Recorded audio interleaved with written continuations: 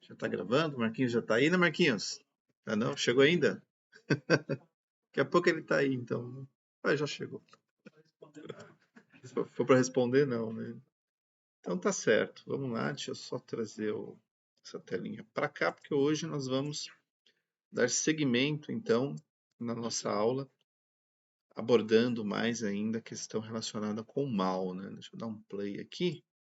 E aí, começamos então esse conteúdo. Exatamente no ponto que nós tínhamos parado. Falar sobre a questão do mal. Deixa eu alternar para cá. Muito bem. Então, na semana passada, nós falamos a respeito de uma relação. Isso, vou avançar aqui para ficar todo mundo na mesma página.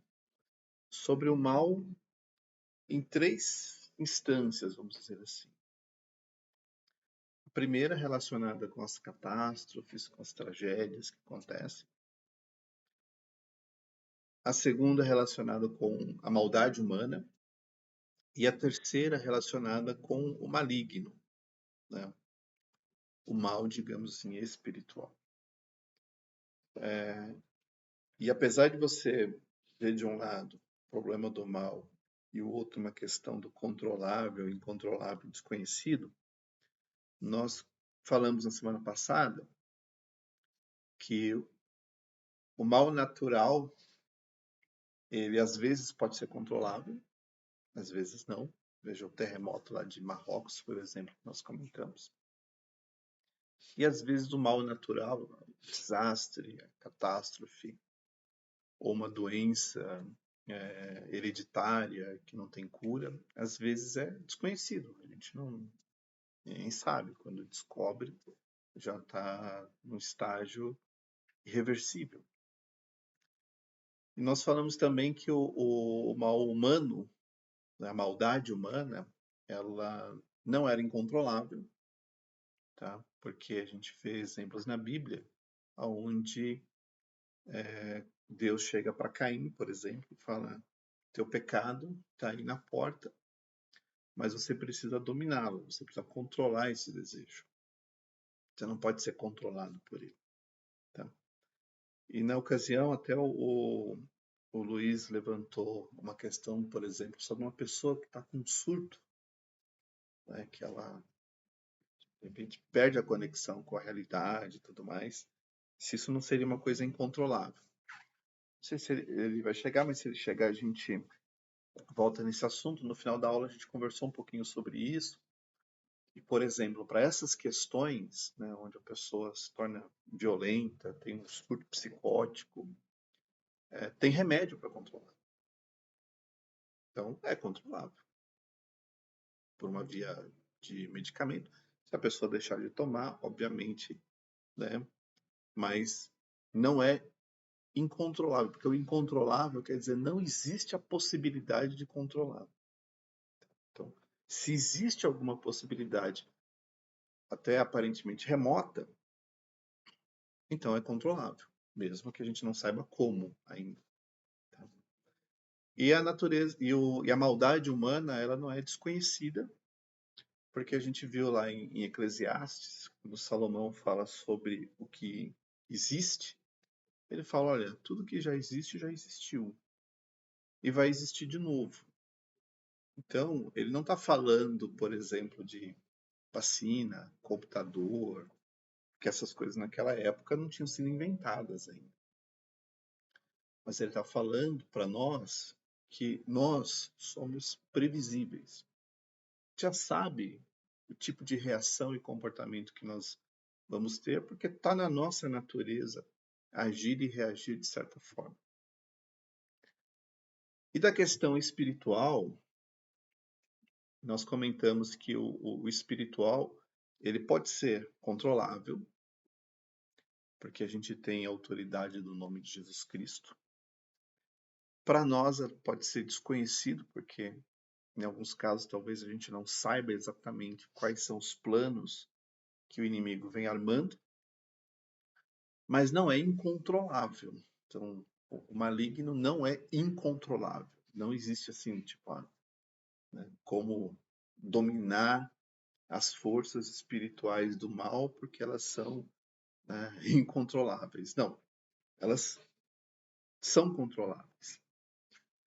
E o exemplo que nós mencionamos é que quando os discípulos de Jesus estavam tentando expulsar uma pessoa, um demônio que estava possuindo uma pessoa, eles não conseguiram. E eles perguntaram para Jesus: Jesus, não conseguimos, por quê que a gente não conseguiu? Olha, presta atenção nessa passagem, né? Porque que sensação que ficou para eles? Uma sensação incontrolável. Tem coisas que a gente não consegue.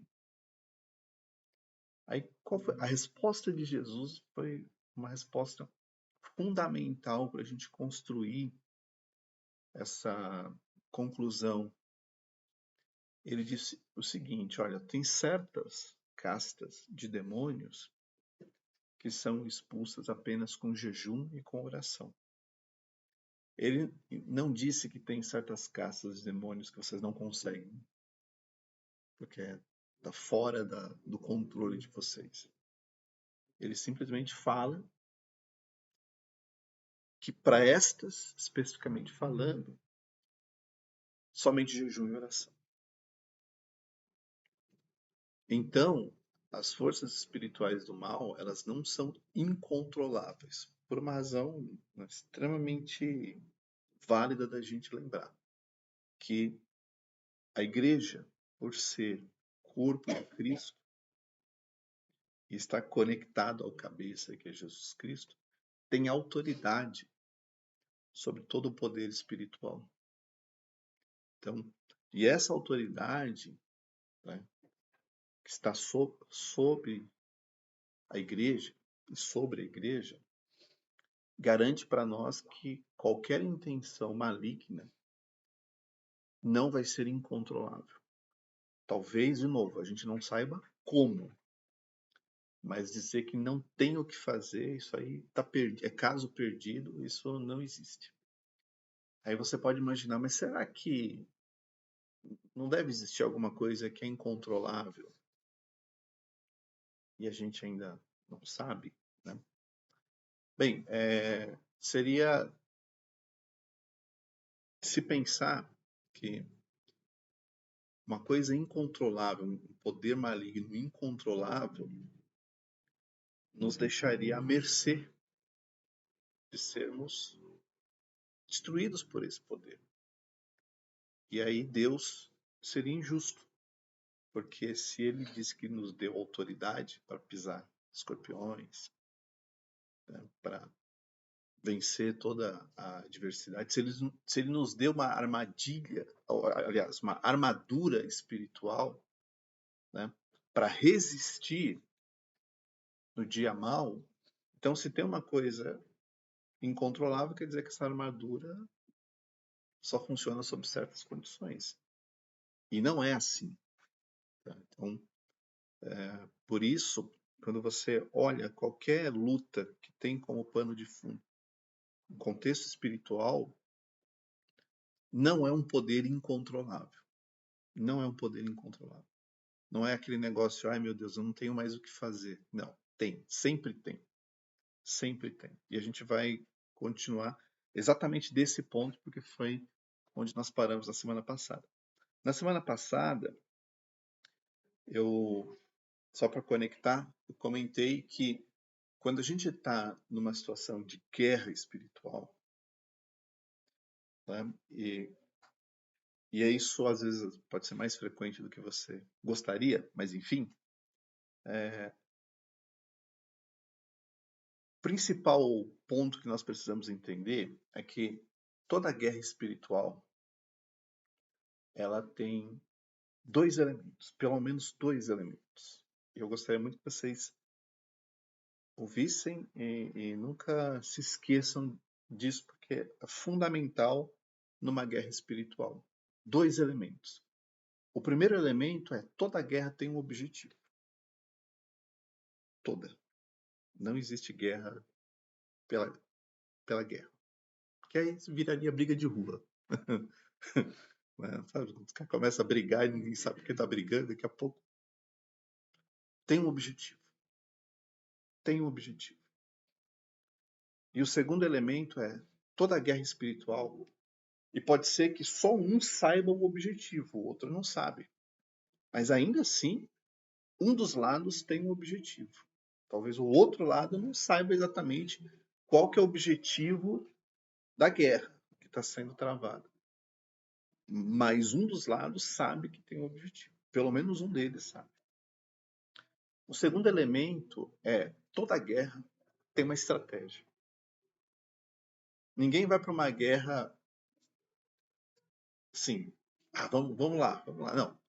Pelo menos um dos lados tem uma estratégia. Vocês estão me entendendo? Então, toda guerra tem um objetivo, pelo menos para um dos lados. E toda guerra tem uma estratégia, pelo menos para um dos lados. Quando a gente vai lá, né, em Efésios, que a palavra do Senhor diz que a nossa luta não é contra a carne nem contra o sangue, mas é uma luta espiritual. Né? Essa luta espiritual, né, os principados, as potestades, eles têm um objetivo.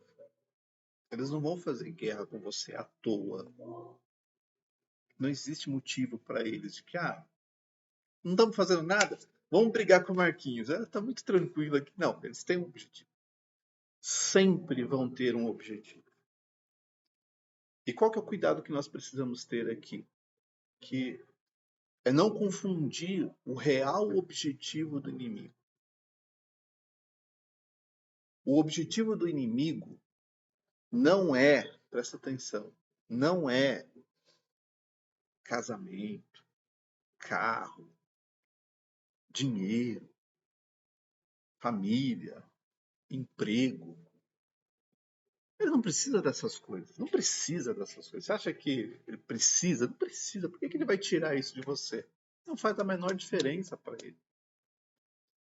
Pensa no caso de Jó. Você acha que o diabo queria o dinheiro de Jó?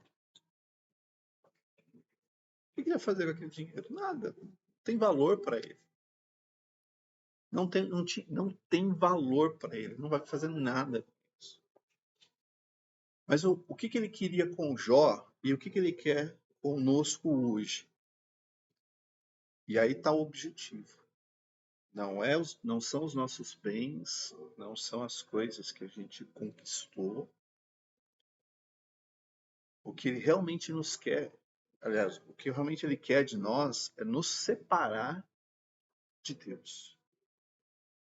É esse o único objetivo que ele tem. Deus está aqui, você está aqui, é te separar.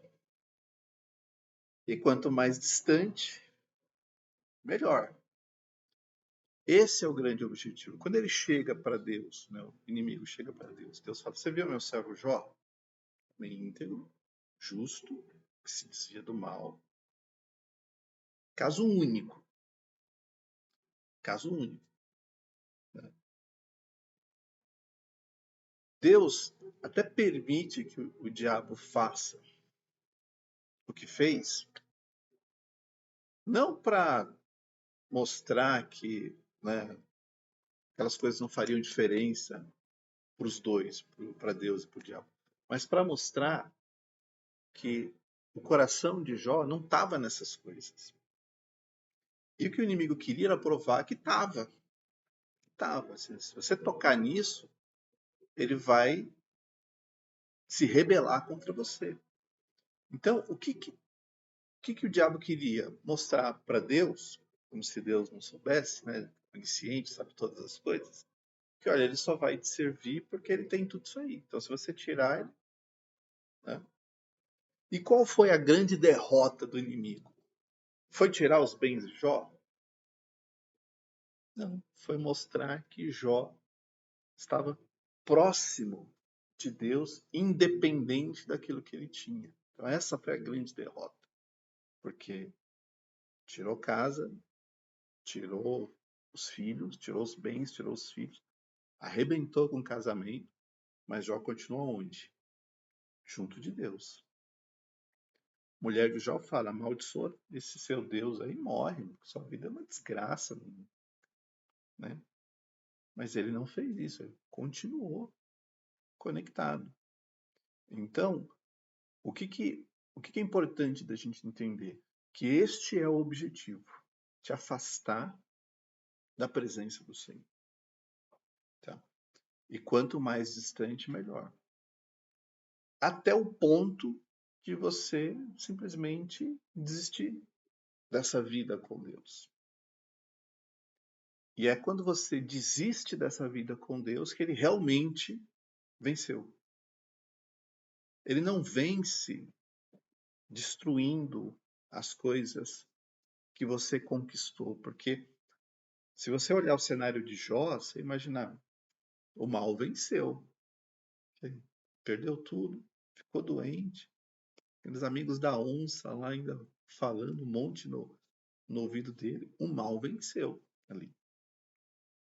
E talvez para quem está olhando de fora pense, realmente, meu, o mal deu certo. Só que a vitória do inimigo não era tirar as coisas de Jó. Assim como a vitória do inimigo sobre a tua vida não é tirar as tuas coisas. Estas coisas que eu estou mencionando aqui são apenas o meio que ele vai usar para tentar alcançar um objetivo. Não é o fim, não é o objetivo em si. É só a forma que ele vai usar para alcançar esse objetivo. Então, se ele quer te afastar dos caminhos do Senhor, tirar você da presença de Deus, ele vai tentar usar os meios que ele acredita que vão te fazer sair da presença de Deus. Esse é o verdadeiro jogo do inimigo. Não é fazer você ficar doente, sem dinheiro, casamento destruído, falido. Isso aí é só um meio, isso é só uma forma que ele vai tentar para alcançar o objetivo dele. E, de novo, o objetivo é te afastar da presença do Senhor. Este é o objetivo, não é outro. Agora eu vou dar um exemplo na história. Quando a igreja foi estabelecida nessa terra, os cristãos, eles normalmente eram das classes, na grande maioria, eles eram das classes mais pobres. Então, eram pessoas que estavam saindo da prostituição, eram pessoas que as classes dominantes desprezavam, achavam que essa pessoa é só mais, né, mais um pobre, né, nas camadas da sociedade. E o evangelho, ele conquistava os corações das pessoas daquela época por muitos fatores, muitos fatores. Primeiro e principal, o Espírito Santo ali convencendo todo mundo. Mas o Evangelho, ele sempre nos dá esperança, não para esta vida,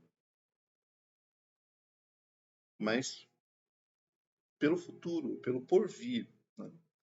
A nossa certeza de uma vida eterna com Deus. E aí, quando o Estado, o Império Romano, começava a perseguir os cristãos, uma das razões para você escapar da perseguição, não morrer nas arenas, é você negar Cristo. Então eu chegava para você e falava assim, é o seguinte, se você negar Cristo, você amaldiçoar Cristo, se você negar sua fé em Deus, você vive. Tudo que foi tirado é devolvido, todos os crimes que estão contra você são revogados, acabou. É só negar, não precisa fazer outra coisa. Então, a prova de fé deles não era relacionado aos bens que eles tinham, porque eles já não tinham muita coisa. A grande maioria não tinha dinheiro, eram pobres. E o Estado falava assim, ó, quer sobreviver, é só amaldiçoar Cristo, adorar o imperador, né? Faz um sacrifício para ele, em homenagem ao imperador, rejeita toda essa fé que você tem em Cristo, no Pai, e dá tudo certo. E o que muitos, né, muitos faziam?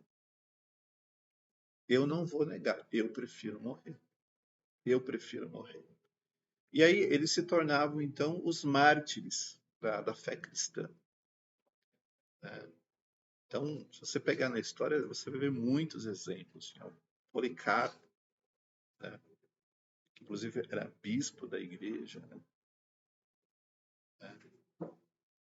Talvez seja um dos mais conhecidos aí que você pode pesquisar no Google, mas foram muita gente que preferiu morrer. Então, no caso dessas pessoas, eles preferiram a morte do que negar a Cristo. Mas tinham aqueles que negavam a Cristo para viver. O cara falava assim, não, tá bom, eu sacrifício, vou sacrificar aqui em homenagem ao imperador, eu vou amaldiçoar Cristo, porque eu quero continuar vivendo. Óbvio que a história conta para nós exemplos de pessoas que fizeram isso e depois se arrependeram. Né? Eu não deveria ter negado a Cristo, eu deveria ter morrido. Né? E aí ficou uma questão dentro da igreja do que faz, porque essas pessoas elas deveriam ser aceitas novamente, sim ou não, mas eu não vou entrar nessa questão, isso pode ser tema para outro. Mas o que eu quero dizer é que toda a intenção do inimigo contra você, contra a minha vida, não tem outro objetivo que não seja te afastar de Cristo. E ele usa das estratégias, e aí agora a gente volta a falar, né? Para de falar de objetivo, fala de estratégia, todas as estratégias necessárias para tentar alcançar esse objetivo. Então, no caso da igreja lá atrás, nos primeiros séculos, a estratégia era pena de morte. Vamos ver quem é que vai vencer, né, pessoal? Só que quando uma pessoa morria sem negar a Cristo, a derrota era do inimigo, não era da pessoa que morreu. Às vezes a sociedade poderia imaginar, esses cristãos são malucos, né? Fica aí morrendo por essa fé doida deles. Então, se para a sociedade parecia absurdo, para o inimigo era a vergonha dele era uma pessoa morrer sem negar Cristo, porque não conseguiu tirar esse da presença do Senhor. Só acelerou, só acelerou. Né? Essa estratégia continuou por um tempo, mas depois parou de surtir efeito, porque o verdadeiro cristão não negava, ia até o fim. Então, matar os cristãos não resolvia, porque muitos continuavam morrendo sem negar Cristo. E estavam com o passaporte garantido. Acho que o Val ia fazer uma pergunta, Val. Não, achei que você tinha levado nada. Então, o objetivo é esse. E as estratégias são essas circunstâncias que você pode observar aí no teu dia a dia. Uma luta financeira, uma luta, né, no trabalho, um problema de relacionamento dentro de casa. Isso é só a estratégia para tentar tirar você da presença de Deus. Super importante a gente identificar esses dois elementos. E eles são válidos para qualquer contexto. O inimigo, com os seus anjos caídos, querem te afastar da presença do Senhor. Fato. Fato. Onde a gente pode pegar um exemplo bem claro a respeito disso? Né? Quando Jesus chega para Pedro e fala, Pedro, o diabo requeriu peneirar você, destruir você. Né? Porque imagina, né? Ele ia negar Cristo E aquilo poderia ser o motivo para acabar com a vida de Pedro, assim. Mas olha, o amor e a misericórdia de Deus restauraram Pedro, mesmo ele tendo negado a Cristo. Mas o que o diabo queria?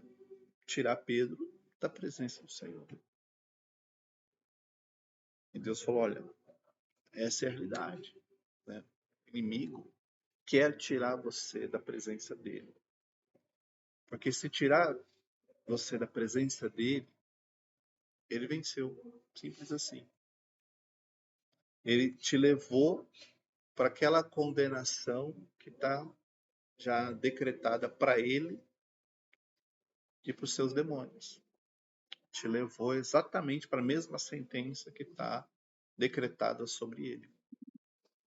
Então, se nós esquecermos que esse é o objetivo, a gente fica lutando contra as circunstâncias, que é o casamento, o trabalho, os filhos. Essas são só as circunstâncias que ele vai usar para tentar alcançar esse objetivo. Só que o que acontece? O inimigo, por ser um ser milenar, ele estuda e observa a humanidade. De novo, o exemplo de Jó. O que Deus fala para ele quando ele se apresenta aí na presença do Senhor? Deixa eu clicar aqui para a gente ir lá para o livro de Jó. O que ele fala, Marquinhos? Fala um monte de bobagens, né? Mas vamos lá. Né?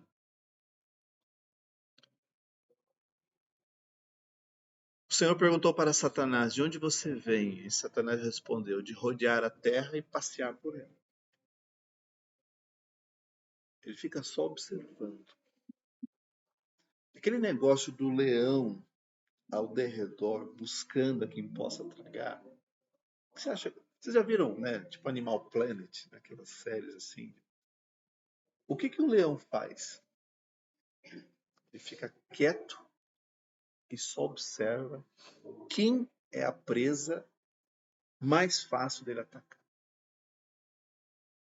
Normalmente ele vai querer atacar aquele que está um pouco mais desgarrado. Aquele que talvez não tenha força para correr. Aquele que está mais distraído. Vocês estão me entendendo? Se você assistir uma série sobre isso, você vai perceber que os leões, não só os leões, qualquer predador, mas normalmente é que está mais desgarrado, mais distraído, ou aquele que tem uma chance menor de fugir.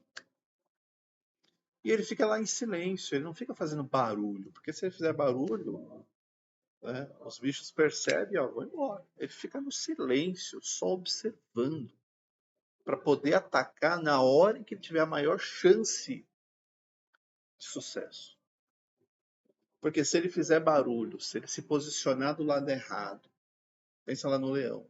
Se ele fizer barulho, se ele se posicionar do lado errado, se ele agir antes da hora, ele não pega ninguém. Não é verdade, Marquinhos? Então ele tem que buscar a chance certa para ter o melhor resultado. Então essa comparação do inimigo como um leão nos leva exatamente para essa ideia. Ele vai atacar aonde parece que é mais vulnerável. Se parece ser mais vulnerável o meu casamento, é lá que ele vai atacar. Se você. Porque, de novo, ele está sempre observando. Sempre observando. Então, onde está o erro do ser humano? É mostrar suas brechas, é mostrar suas vulnerabilidades. Se um pai e uma mãe demonstram que a sua principal vulnerabilidade são seus filhos, você acha que ele vai atacar onde? No dinheiro? Se ele percebe que dinheiro não liga, se tem, se não tem. Se tem, vai no shopping. Se não tem, come arroz e feijão, não faz diferença nenhuma. Por que ele vai atacar aí? Se ele não vai ter efeito. De novo, é um leão buscando a quem possa tragar. Então, ele vai tentar entender onde estão as nossas vulnerabilidades para tentar atacar ali. Porque ele precisa buscar o efeito certo para destruir. Então, não podemos demonstrar onde estão as nossas vulnerabilidades. Porque ele vai tentar. Ele vai tentar. Então, se ele percebe que tem ali pai, mãe, não é? E o filho é a principal vulnerabilidade, é ali que ele vai atacar. Porque ele não quer o filho. Ele quer te afastar de Deus. A vitória dele não é o que você tem, nem o que você conquistou. Mas a vitória dele é tirar você da presença de Deus. Essa é a vitória dele. Então, se tirar você da presença de Deus, ele ganhou essa luta. Porque fora da vitória, aliás, fora da presença de Deus, não precisa fazer mais nada para você já está fora. Ele vai atrás de outro, e outro, e outro. Só que assim como ele é um leão que está tentando encontrar um ponto vulnerável na nossa vida, ele também sabe que se você resiste e vence, o que resta para ele? Embora. Né? Lembra? Né? Resistir ao diabo e ele vai embora. Porque ali ele não consegue te derrubar. Ele não consegue. Então, se ele tenta derrubar uma pessoa, sei lá, pelo sexo, a pessoa não cai. Mas tenta derrubar de uma outra forma, não cai, vai embora. Não quer dizer que ele desistiu. Não quer dizer que ele desistiu de você. Mas o que ele vai fazer? Tentar encontrar outra vulnerabilidade para agir nesse ponto. Então, se essa é a estratégia dele, tentar atacar você nas vulnerabilidades, e se o objetivo dele é tirar você da presença de Deus, pergunta, Marquinho, qual que é o nosso objetivo? Resistir. É não sair da presença dele, de Deus, é simples assim. E por que é importante a gente focar neste objetivo? Porque se eu focar no objetivo da circunstância da guerra, que é o casamento, o filho, o trabalho, estas coisas nós podemos perder. Jó não perdeu? Perdeu ou não perdeu? Deus não permitiu que Jó perdesse. Jó perdeu muita coisa, gente. Ele perdeu todos os filhos. A pessoa, um pai enterrar todos os filhos, né? Imagina que dor imensa, né? Você sepultar todos os seus filhos. Pum! Todos. Assim, não é que morreu um, depois morreu o outro. É todos. Pá. Você chorar para não saber quando acabar. Perdeu todos os filhos. Perdeu todos os bens. Ainda ficou doente. Então, se eu acho que estou lutando contra a circunstância da guerra, que é, de novo, filho, casamento, emprego, essas coisas, onde que as pessoas mais falham? É exatamente aí. Porque a pessoa perde isso e acha que perdeu tudo. Ah, eu perdi meu emprego. Perdi meu filho. Perdi meu casamento. Perdi meus negócios, estou falido. Acha que perdeu tudo. Porque ela não entendeu o objetivo. O objetivo não é aquilo que você tem desta vida. O objetivo é você continuar na presença do Senhor. Este é o objetivo. Este é o objetivo. Se eu focar na circunstância, nessa coisa mais transitória, que é aquilo que a gente tem, numa batalha, você pode perder. Você pode perder. Tá? Porque pensa, né? Vamos para a guerra física mesmo. O cara vai lá e destrói uma fonte de água, outro vai atacar outra coisa. Essas coisas estão sendo perdidas. Pensa na guerra da Ucrânia. Quanto hospital caiu, escola foi destruída, estrada foi destruída, plantação foi destruída. Perdeu essas coisas. Perdeu. Vai ter que reconstruir quando der. A guerra não acabou ainda. Mas esses ataques estão destruindo as coisas. Guerra é isso. Guerra destrói coisas. Guerra destrói coisas. Se a gente não tiver maturidade para entender isso, a gente sofre por aquilo que... Não vou dizer que não precisa sofrer, mas aquilo... A gente sofre por algo que talvez não seja o definitivo. O definitivo. A gente sofre por aquilo que não é o definitivo. O definitivo é a tua vida com Deus. Ou sem Deus. Esse é o definitivo. É isso que vai determinar tudo. O eu com Deus ou eu sem Deus. Define tudo. Então, se eu deixo de estar com Deus, o inimigo ganhou. Se sem Deus eu voltar a ter emprego, casamento, filhos, carro, casa, viagem, essas coisas, a pessoa vai pensar o quê? É melhor ter essas coisas porque pelo menos está tudo tranquilo. Se eu for para a igreja e começar a ter luta, não dá. Então é melhor ficar como está. Então, o que é mais importante numa batalha? Não são as coisas que você perde, porque a gente perde. A gente ganha uma, a gente perde outra. A gente ganha uma, a gente perde outra. Mas é o objetivo. Você continua firme? Continua. Então você está ganhando. Você continua firme? Não, eu estou fraco. Não estou suportando, não estou aguentando. Então o inimigo é que está ganhando. Porque ele está fazendo tudo o que for necessário para tirar você da presença de Deus. Se estas coisas estão te enfraquecendo, então você está perdendo a guerra. E não é porque, né, o inimigo é mais forte que você. É porque você está apegado nas coisas que podem ser perdidas. Não que elas são perdidas. Elas podem perder ou podem não perder. Então, se o nosso objetivo é ficar firme na presença do Senhor, qual que é a nossa estratégia? Marquinhos, primeiro lugar, não confie nessas coisas. Não confie nessas coisas. Não confie naquilo que você tem. Não coloque a tua esperança, a tua convicção, não coloque a tua tranquilidade nem o teu futuro nas coisas que você tem.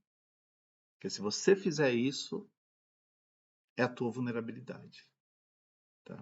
Se você confiar nas coisas que você conquistou, é a tua vulnerabilidade. É ali que você pode perder tudo. Então, não coloque confiança nestas coisas. Tá?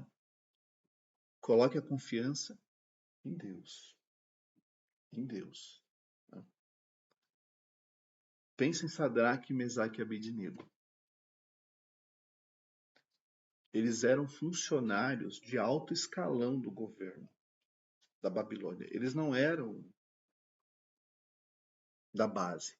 Eles eram da liderança.